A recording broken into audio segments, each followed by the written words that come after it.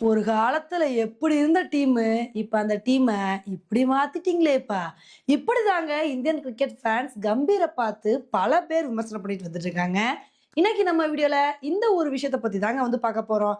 நம்ம south Africa கூட test series தோத்தா தான் தோத்தோம்.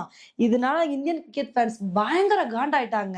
ஏன்னா சொந்த மண்ணுல தொடர்ந்து மோசமான தோல்விய சந்திச்சுட்டு வந்துட்டே இருக்கோம். சவுத் ஆப்பிரிக்கா கிட்ட தோத்தது மட்டும் இல்லாம, எவ்வளோ ரன் வித்தியாசத்துல தோத்துருக்கோம்? 408 ரன் வித்தியாசத்துல வந்து தோத்துருக்கோம். இப்ப நேத்து மேட்ச்ல தோத்தது மூலமா, சொந்த மண்ணுல கன்டினியூஸா 5 மேட்ச் வந்து தோத்துருக்கோங்க. ஏன்னா ஆல்ரெடி இதுக்கு முன்னாடி நியூசிலாந்துக்கு எதிரான டெஸ்ட் சீரிஸ்ல 1ல கூட வின் பண்ணாம ஒயிட் வாஷ் ஆனோம். இந்த தடவையாவது டெஸ்ட் மேட்ச் அட்லீஸ்ட் டிராவாவது பண்ணுவோம்னு பார்த்தா, இதுலயும் 2 டெஸ்ட் மேட்ச்லயும் தோத்து சவுத் ஆப்பிரிக்கா கிட்ட ஒயிட் வாஷ் ஆயிருக்கோங்க. இப்ப இத வந்து பார்த்துட்டு தான் பல பேர் என்ன விமர்சனம் பண்ணிட்டு வந்துட்டு இருக்காங்க அப்படின்னா, இதுக்கு முன்னாடி நம்ம இந்தியன் கிரிக்கெட் டீம் மோசமாலாம் கூட வந்திருந்திருக்கு. ஆனா அப்படிலாம் இருந்தப்ப கூட, இவ்ளோ மோசமான தோல்விய நம்ம சந்திச்சதே இல்லையே! ஆனா இப்ப நம்மளோட டீம் பெஸ்ட் டீமா இருந்தும் கூட, சொந்த மண்ணுலே இவ்ளோ மோசமான தோல்விய சந்திக்கிறோம்னா, இதுக்கு காரணம் கம்பீர் தான். ஏன்னா அவர் வந்ததுக்கு அப்புறம் தான் டீம் வந்து இப்படி சின்னாபின்னம் ஆயிருச்சு அப்படின்னு பல பேர் வந்து கம்பீர விமர்சனம் பண்ணிட்டு வந்துட்டு இருக்காங்க. இப்ப இந்த அளவுக்கு கம்பீர் மேல விமர்சனங்கள் வர்றதுக்கான காரணம் என்ன அப்படின்னா, டெஸ்ட் டீம்ல வந்த நெறைய மாற்றங்கள் தாங்க. இப்ப ரோஹித் சர்மா, விராட் கோலி வந்து டெஸ்ட் டீம்ல இருந்திருந்தா நமக்கு வந்து தெரிஞ்சிருக்காது. ஆனா இவங்க ரிட்டயர்மென்ட் அனௌன்ஸ் பண்ணதுக்கு காரணமும் கம்பீர் தான். அவர்னால தான் இவங்க 2 பேருமே ரிட்டயர்மென்ட் அனௌன்ஸ் பண்ணிட்டாங்க. இதனால தான் டெஸ்ட் டீம்ல நெறைய சீனியர் பிளேயர்ஸ் இல்ல அப்படின்னு இந்த ஒரு விமர்சனத்த வந்து முன்வைக்கிறாங்க. அதுக்கப்புறம் புஜாரா மாரி பிளேயர்ஸ் வந்து டெஸ்ட் டீம்ல இல்லாதனால தான், நம்ம இந்த அளவுக்கு ஒரு மோசமான தோல்விய வந்து சந்திக்கிறோம்.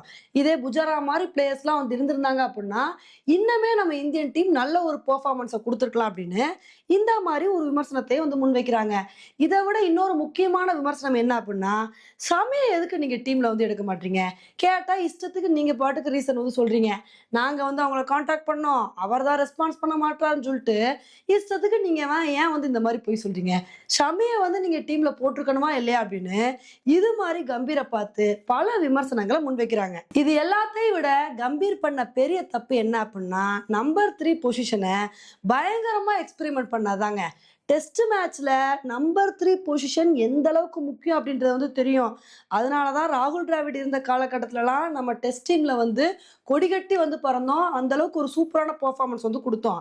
ஆனா, இப்ப இந்த நம்பர் 3 பொசிஷன பயங்கரமா எக்ஸ்பெரிமென்ட் பண்ணி பார்த்துட்டாருங்க. இந்த பொசிஷன்ல 1 இல்ல, 2 இல்ல. மொத்தம் 7 பிளேயர்ஸ போட்டு வந்து ட்ரை பண்ணி பார்த்திருக்காரு. இந்த நம்பர் 3 பொசிஷன்ல யாரெல்லாம் விளையாண்டுருக்காங்கன்னு பார்த்தீங்கன்னா, சுப்மன் கில்லு, சாய் சுதர்ஷன், வாஷிங்டன் சுந்தர், படிக்கலு, கே.எல். ராகுல்னு சொல்லி எக்கச்சக்கமான பிளேயர்ஸ போட்டு ட்ரை பண்ணி பார்த்திருக்காரு. இப்ப இத வந்து பார்த்துட்டு தான் எல்லாருமே கம்பீர விமர்சனம் பண்ணிட்டு வந்துட்டு இருக்காங்க. ஏங்க நீங்க வந்து தொடர்ந்து வெற்றி மேல் வெற்றி அடையறீங்க. அப்ப நீங்க வந்து ஏதோ ஒரு மேட்ச்ல எக்ஸ்பெரிமென்ட் பண்றீங்கன்னா பரவால்ல. நீங்க ஆல்ரெடி ஒவ்வொரு மேட்ச்லயும் மோசமான தோல்விய சந்திச்சுட்டு வந்துட்டு இருக்கீங்க. இப்படி இருக்கும்போது, இப்ப போய் எக்ஸ்பெரிமென்ட் பண்ணலாமா? ஃபர்ஸ்ட் நல்ல ஒரு பெர்ஃபார்மன்ஸ குடுத்து மேட்ச்ச வின் பண்ணுங்க. அதுக்கப்புறம் நீங்க என்ன வேணா எக்ஸ்பெரிமென்ட் பண்ணுங்க அப்படின்னு, இந்த மாரி பல பேர் விமர்சனம் பண்ணிட்டு வந்துட்டு இருக்காங்க. இப்ப இந்த ஒரு விஷயத்த சொன்ன உடனே ஒரு சில பேர் கேட்கலாம். அது எப்படிப்பா கம்பீர குறை சொல்ல முடியும்? என்னதான் இருந்தாலும் அவரோட பயிற்சி கண்டர்ல நம்ம இந்தியன் கிரிக்கெட் டீம் நல்ல ஒரு பெர்ஃபார்மன்ஸ் வந்து குடுத்துருக்காங்க. அவர் வந்ததுக்கு அப்புறம் தான் நம்ம இந்தியா சாம்பியன்ஸ் ட்ரோஃபிய வின் பண்ணாங்க. ஆசியா கப்ப வின் பண்ணாங்க. இவ்ளோ விஷயங்கள் வந்து பண்ணியிருக்காங்க. அப்படி இருக்கும்போது அவர் மேல எப்படி விமர்சனங்கள நீங்க முன்வைக்க முடியும் அப்படின்னு வந்து கேட்கலாம். ஆனா என்னதான் கம்பீர் வந்ததுக்கு அப்புறம் நம்ம இந்தியன் டீம் சாம்பியன்ஸ் ட்ரோஃபிய வின் பண்ணியிருந்தாலும், டிராவிட் இருந்தப்பயே நம்ம இந்தியன் கிரிக்கெட் டீம் வந்து நல்லா செட் ஆயிடுச்சு. ஏன்னா ஆல்ரெடி நம்ம சொந்த மண்ணிலே ஓடிஐ வேர்ல்டு கப் வின் பண்ணியிருக்க வேண்டியது.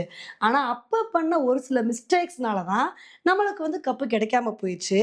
ஆனா அதுக்கப்புறம் வந்து பார்த்தீங்கன்னா, அவர் இருக்கப்ப தான் நம்ம T20 வேர்ல்டு கப் வின் பண்ணோம். ஓடிஐ, T20 2லயுமே நம்ம இந்தியன் கிரிக்கெட் டீம் வந்து ஸ்ட்ராங்கான டீமா வந்திருந்தாங்க.